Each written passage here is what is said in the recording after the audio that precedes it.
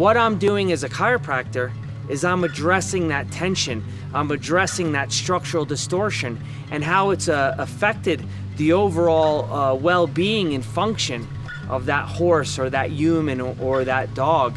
When they're adjusted consistently out of the patterns of tension and distortion and fixation throughout their spine, they are going to perform to a greater capability because their body is functioning better.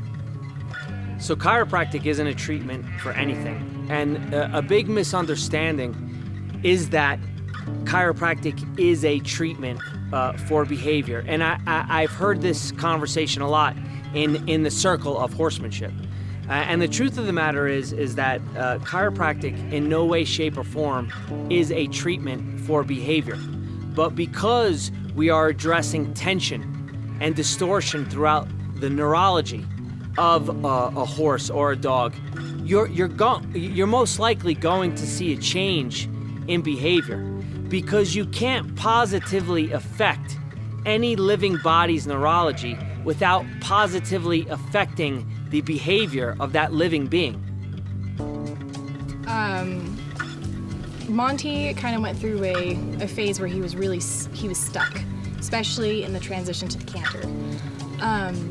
So transitioning from the trot to the canter, he just got really tight and would get a bad attitude about him, ears back, stringing his head forward, and would want to buck into the transition. And then even into the transition, if you got him into it smoothly, you would get a couple strides in and he'd find a real tight spot, or if you barely tensed up in your seat even, he would go to bucking with you.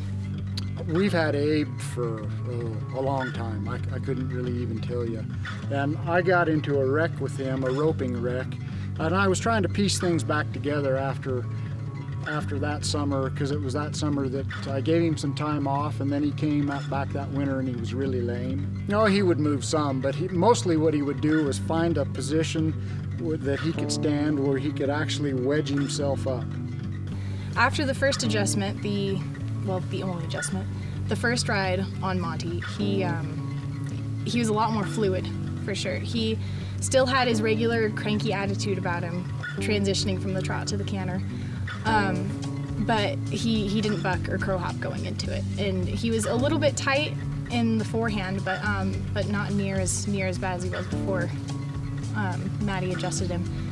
And then by the second ride, which was just a few days after that adjustment, he was fully fluid and freed up and transitioned beautifully. We never had any issues. His attitude was better about him.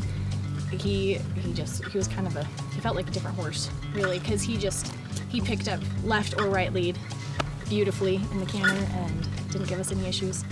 The biggest thing that he was just more comfortable overall in his body. He had some issues behind where he didn't want to move behind very well, kind of stiff and stuff. And so after some adjustments, it was pretty amazing just how he was more comfortable. He wasn't 100% sound by any means, and he never will be, but he was definitely more comfortable. My name is Mattie Leto. I'm a doctor of chiropractic. My specialty actually is animal chiropractic, and the name of my business is Animals of Chiropractic.